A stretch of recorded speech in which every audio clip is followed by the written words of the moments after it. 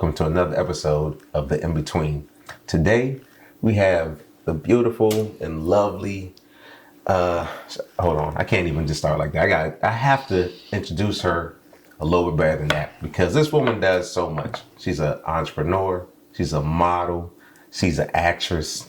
She's a great person. Humanitarian. I could just go on and on. Low key, she's a gamer if you don't know. So you know what I mean. If you catch her on Call of Duty, don't be surprised.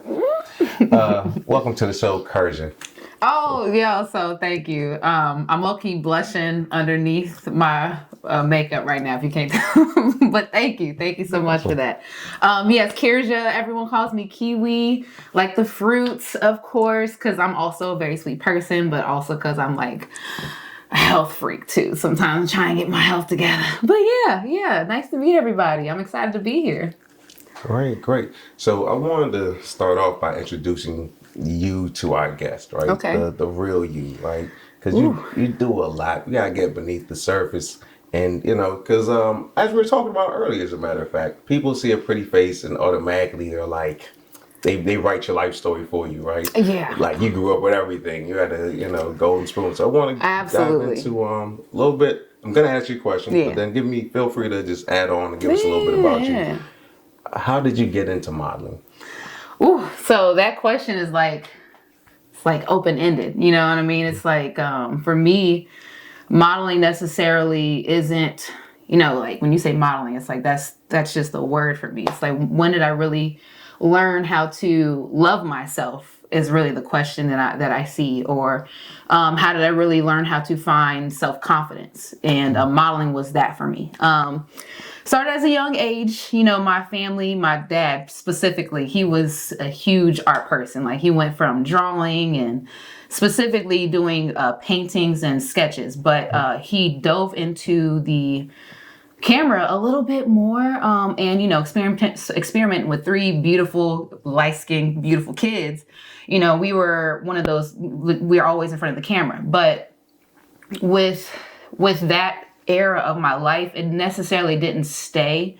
That was more like a flash of a moment. Majority of my childhood was really rough, and because of that, I feel like the mixture of the art plus what I've been through, it really gave me a sense of a passion in the art industry. Going through like what I've been through, I went, although I do know my dad still, my parents still, unfortunately, I went through foster care. I was a victim of human trafficking. I went through a lot of stuff as a young age. So people, when they see me, they're like, oh my God, they see a pretty face or they don't really know what I went through. But a lot of what I went through made me who I am. And those insecurities growing up, I didn't really know how to deal with those. And the passion of art from when I was younger, it kind of like drove me to like try to find something for myself. And I was like, okay, well, how can I do this? Like literally having a conversation with myself, like, all right, so I know I gotta really learn how to love myself. So like, what's the best way to do that? I mean, you really can't hide if you're in front of a camera. And that's kind of what I thought of. Like my method to the madness was, if I want to learn how to love myself, I got to go in front of a camera where your insecurities are like right there on your chest if you don't know how to handle it, or if you don't know how to control yourself or your emotions. So with that being said, I went through modeling, being in front of the camera, learning how to if I'm upset about something, you can see it in front of the camera. If I'm scared, if I'm stressed, the camera sees it. So it's like learning how to act and learning how to be somebody else. It starts within, you know what I mean? So I feel like that's the modeling question. It's more like, when did I learn how to be confident in myself? And it was a path. It necessarily wasn't something that I decided immediately. It was just more like something I grew into, like, no, this is my passion. So modeling, acting, just being in front of something that can help maybe inspire somebody else to change their lives is like what I felt is modeling is for me. So yeah, sorry. That was dope. That was a great answer. I love it. Yeah, wow. And that's just great. I do want to dive into like how you just grew up in this household full of art already, right? Yeah. Your dad was already, well, I mean, I say grew up in a household, but you were around it at an early age. So is that why because you're great with the camera, and that's another thing. Like, not all models understand the other perspective, like Yeah. understand what the person behind the camera is going through, and you're very good at that. Thank So you. is it because of that though? Is that where it started? I feel like yes, because again, I feel like I feel like it's more the passion inside, and knowing that you're always evolving in a sense, you know what I mean? So every time you look at a picture, and I know you being an artist yourself, not necessarily a model, but you know, you're the one to take the pictures or the camera, you know, you're like, oh, there's tweaks I see. And I'm always seeing that with myself, like, oh, I didn't show this emotion, or I could show this emotion. Or just being a third person when you're, you know, when you're auditioning for something, knowing that you could give them what they want. And it's like, that means sometimes you got to get out your comfort zone. And so I'm willing to learn, you know, because I feel like that's what started me in this path anyways, was knowing that I need to learn something. Right. So I think that is, just being open to opportunities and learning is how I feel I've been able to like grow in this perspective. And I could definitely relate to that. I feel like no matter how many years I've been doing this, I always feel like a student, you know, absolutely, like a sponge just soaking it up. That's dope. So is that, I guess, that mentality kind of helped go from modeling to acting? I mean, I know you do both, but like, which one came first? I think so it was definitely the modeling first. Like that definitely came first. Okay. And it wasn't necessarily on purpose. It was just more like, oh my God, like you're so pretty, you should be in front of the camera. Mm-hmm. And I was like, so if you're gonna give me a chance, I might as well just take the chance. You know what I'm saying? There wasn't, you know, growing up in Cincinnati, Ohio, there's not really a lot of opportunities when it comes to like acting or doing something in the art industry. It's more like factory jobs. I mean, I worked as a security officer one time, you know what I mean? Mm-hmm. So, you know, there's not really a lot of opportunities out there like that. So, but that doesn't mean that there's not people that have that type of mentality or that type of passion or that type of skill. So those people, those little diamonds in the roughs, I like, you know, clicked up with them. And most of them were photographers. Mm-hmm. So it was just like, hey, I'm building, you're networking, I'm building, you're networking. Like one of the first photographers, shout out to Johan.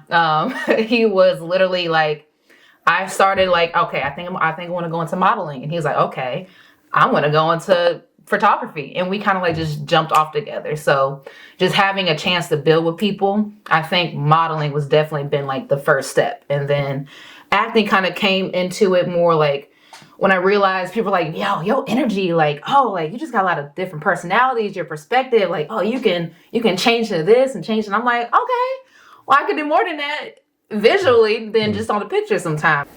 Having been in the industry for a while, how do you see, what changes have you seen in the industry in the past, let's say, decade or so? Ooh. In relation to like women, specifically like the pathway for women, is it easier now for women in terms of just everything you have to go through? So that's a tough one in a sense for me, because I'm one of those, I'm an individual. I'm not gonna say one of those people. I'm an individual that I feel like I take modeling, as I said, more of an art form, and that's a passion for me that I take seriously. With social media nowadays, I feel like it is an easier access to it. Okay. However, it's not a good representation of what the actual art is. You know what I'm saying? Like, it's just because it's easy doesn't mean it's good or healthy for you. Like, I mean, I can go into fast food. Like, just because you can get McDonald's in half a minute doesn't mean it's probably the best thing for you to eat. You know what I'm saying? So I take that also into modeling. Okay. You know, just because it's, you know, easy for someone to look at because you're, you know, dressed, you know, provocatively. And again, I'm not bashing people who do, because I've had those as well, but it's about, I feel like it's more about the drive and what you're aiming for, and what you're trying to inspire. And, you know, when you have people who are looking up to you, or, you know, you might not have kids, but if you do have kids, you know, or kids do look up to you in general, I feel like that is an intention that you have to make very known. Like, I'm here for the art. It's not for, you know, a thirst trap in a sense, quote unquote. I hate using that word. I just had to say it. Thirst traps or anything like that. It's just more for me, like, I feel like that's one of the main things about the industry now is that it's just easier to be accessible for people to take it in the wrong direction. Right.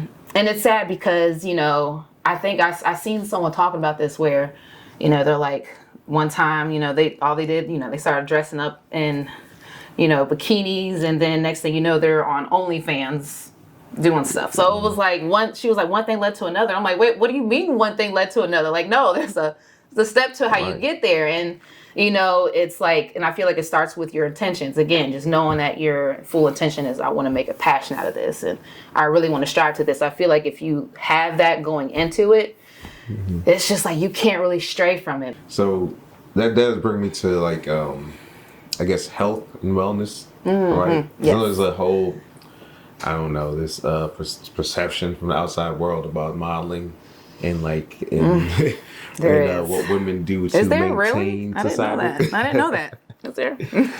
So do you feel pressure to live up to like societal expectations of a model? Like yes. size, weight? But you know what? It's not even, okay, so again, I dive into it, okay? It's like, it's not just a yes or no question for me. Yes, I feel like there's a sense of pressure, but it's not pressure from the industry. It's more, I feel like, again, having your intentions known and having a good mindset and a good head on your shoulders, you can see everything for what it can be. So from my perspective is that you can take it, instead of seeing it as you're being pressured, you can say, okay, well, this is teaching me to be more healthy for myself. You know what I'm saying? So take it and turn around and look in the mirror, in a sense. Be like, all right, like, I don't have to go bulimic and, go throw up every meal and that's it. No, I can actually learn how to eat right. I can there's exercise. Food, exercise, right? There's seasonal fruits. Like papaya and oranges, you're supposed to eat those during the season. You're not supposed to eat certain types of food, you know what I mean? Just being really healthy is a thing for me. So I feel like if you learn how to take that instead of feeling like, oh, like it's a negative thing, take it and be like, well, no, like I'm just learning how to be healthy for myself. There is a lot of what do you call that, plus models that are out there, and I'm very much, I'm big on that too, because I used to be heavy as well, surprisingly enough. Again, people be like, what, really, you, like, what? No, I used to be 250 when I was like 16. It was when I was younger. I was 250. Worked out every day, lost 100 pounds in a year, and I just kept pushing myself, and I got to the point where I was a little too skinny. I was like, hold up, rewind that back. And I was always in the midst of like struggling with my weight. So again, the same way I learned about modeling being a passion for self-love, losing weight was a passion for me to be able to be healthy for myself. So I don't necessarily think that it's a pressure. It's more about just understanding the perspective of it when it comes to being healthy. So after overcoming all these obstacles, losing the weight, having a tumultuous childhood. Yeah. Now that you're here, how do you protect yourself, right, mentally from, maybe diving in too far back or feeling less than, or how do you protect your mental space having overcome all this? How do you protect yourself now?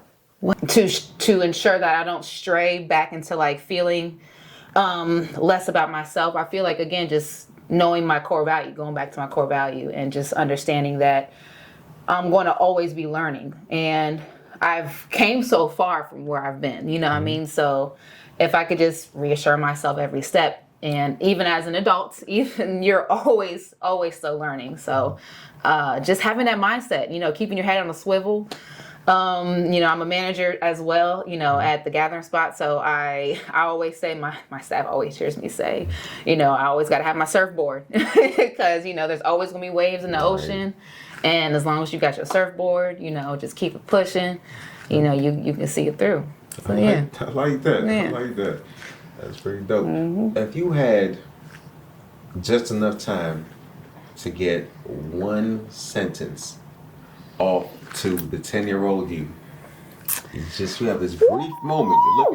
You're looking at her. Gosh.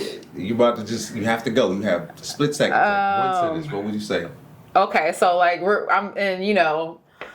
I'm over here imagining like I just went into a time machine. Yo. I'm like in a time machine. I go back. I'm like, I only got like 10 seconds to say this message. Yep. Gosh, ooh, my heart's racing now, just thinking like as if I'm there, like, oh my gosh, I gotta hurry up and say something. I would say don't let anything stop you from becoming your true self, and understand that everything in life is going to be a lesson.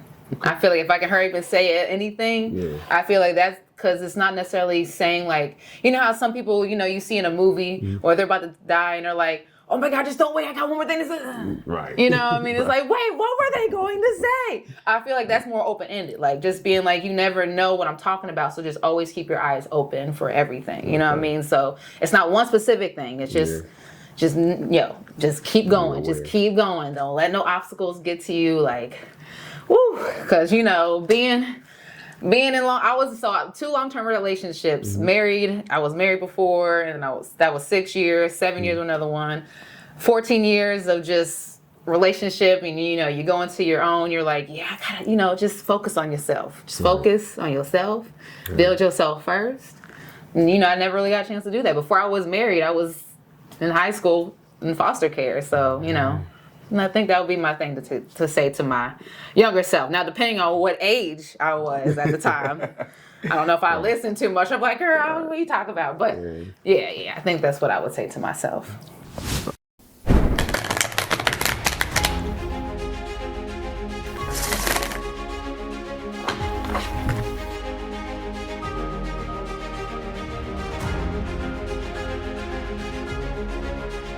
What messages does the universe have for you?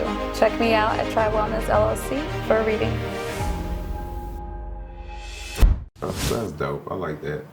I think I would do something a little similar. I'd really just tell me to believe in myself. Believe in yourself. That's yes. it. I think the younger me was just lacking the confidence. Yeah. And that's it. But that's I like your message to yourself. Thank you. I think that's powerful. I said that because I want to go down the path of helping others. I know that's something that's close to your heart, right? And I know very you much want to so inspire the younger generation, the youth. And so can you tell me a bit about like your plans, like your future plans? Is it too early to jump into? No. So with all that I love to do, when it comes to the arts, whether that's acting, music. I know we've only been really talking about modeling, but I've sung a few times. I love to sing. I draw, I paint. That comes down from my dad.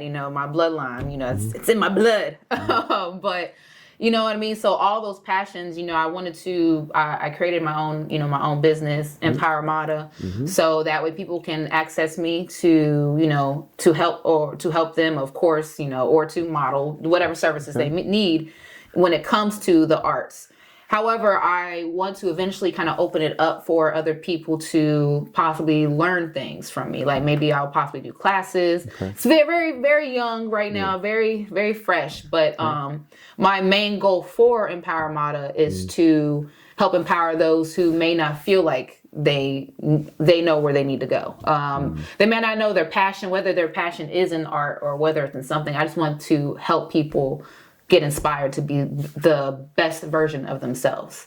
That's like my passion. Like, when people are like, what is your passion? Like, it's not, like I said, when you ask me what's modeling, it's not necessarily modeling. My passion is deeper than that. It's more about trying to inspire people to be better than what they are. Right. So, and I guess that comes back from my past, just being a young woman and not really necessarily having the family or the parents or just the overall fundamental parental guidance, like just all that, just and learning on my own and having to like build from that. Like I want to be able to. I'm big on tough love because of what I went through. So I'm big on trying to ensure that if someone else is out there like me, or even if they're not like me, even if they're just going through some similar struggles or not similar struggles, just someone who needs something to help them become better than themselves, just know that they can follow somebody.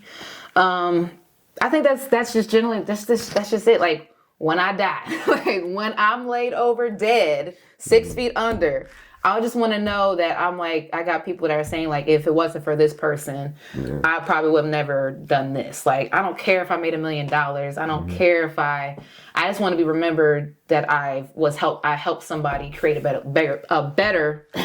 I just want to make sure that I was able to help somebody create a better legacy for themselves at the end of the day. So yeah. Okay. That's dope, and I want to chime in a bit because that resonates a lot with me. You know, I got into I took what I'm doing as a videographer and photographer more seriously once I realized I could help others. Yes. You know, and that's what I believe our purpose in life is, right? Once you figure out like what your talent is and what your gift from God is, that you use it to help others. Yes. I did become curious as you were speaking though that about what mentors you had in your life. Did you have anyone that kind of like helped you out? Yes. This is gonna dive into a little, maybe a part 2. This is gonna dive a little bit into like some of my life, but the first one for sure, and it's like people might be surprised about this one, but the first one is my little brother, my little brother Cameron.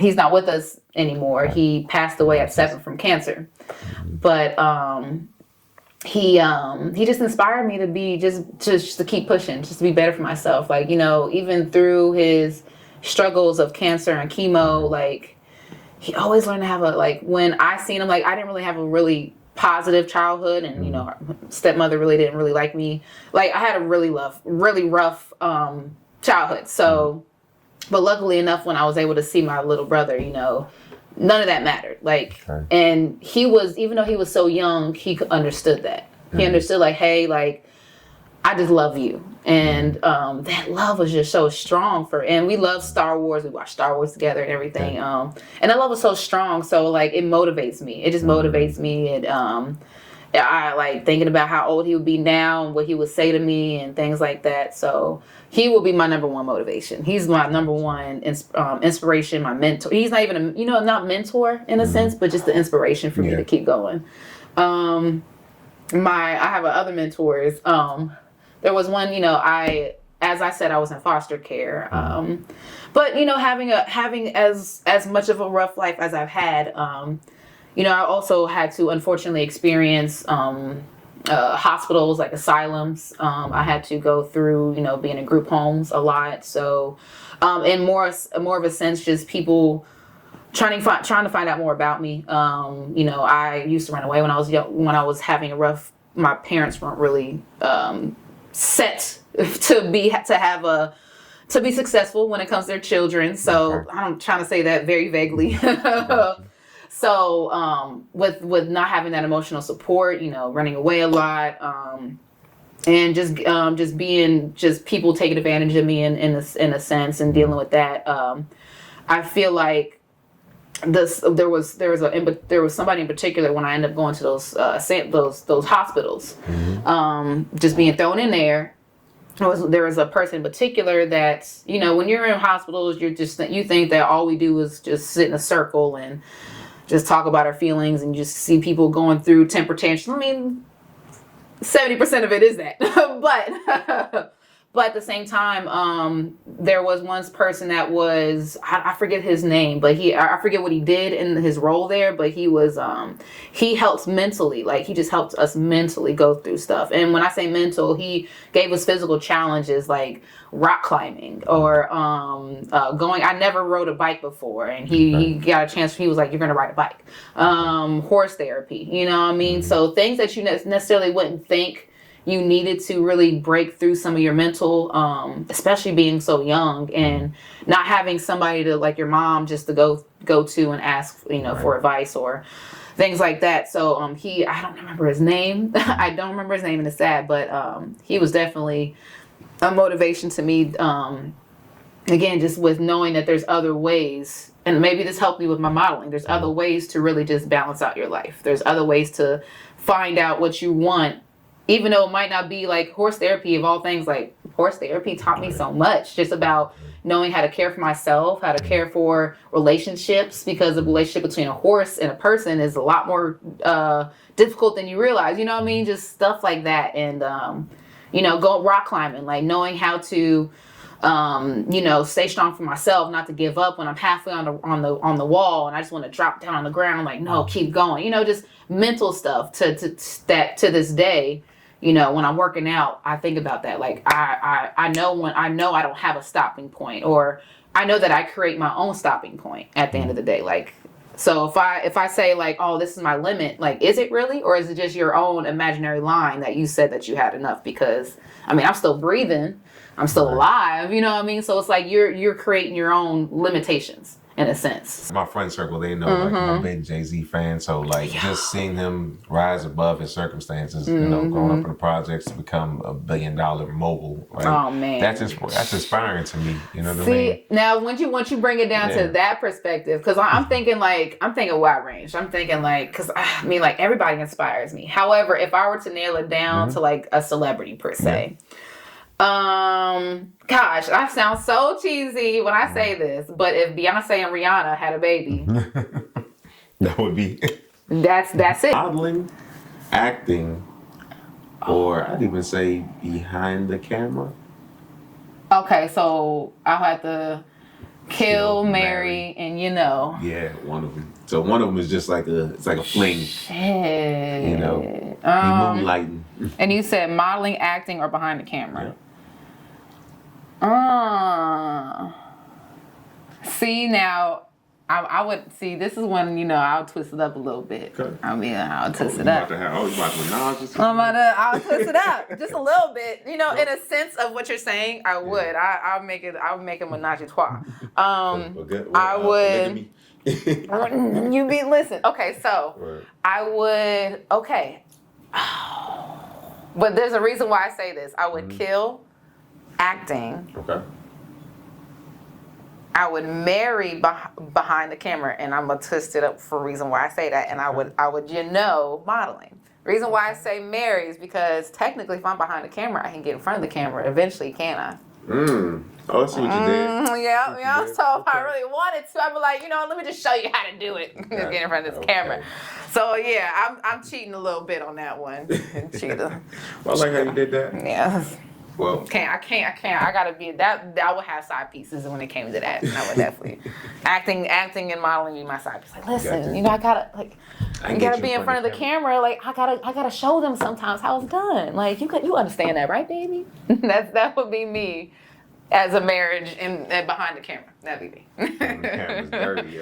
I'll be doing the cameras dirty. I would. But I love and it's funny that you said, because I love all of it. There's been so many times where I would be in front of the camera, and then we would go back and see how it, like, doing like music videos. You know what I mean? Like, I'm like, maybe you should do it like this so we can get the scene coming up a leg, or you should do this. And like, wow, you're really good with like. I'm like, I just love this in general. Like, you know what I mean? It's just everything about it. So yeah. Well, it was a pleasure having you. Thank you, sir. For this wonderful conversation. Instagram, I am Queen_Kirjah. That is KIRJAH. Queen_Kirjah. And I feel like that's all my social media platforms, if I'm not mistaken. TikTok specifically, Instagram, and then on Facebook, I'm just Kirjah. Check me out. That's another episode of The In Between. Thank you for joining us. Until next time. Peace.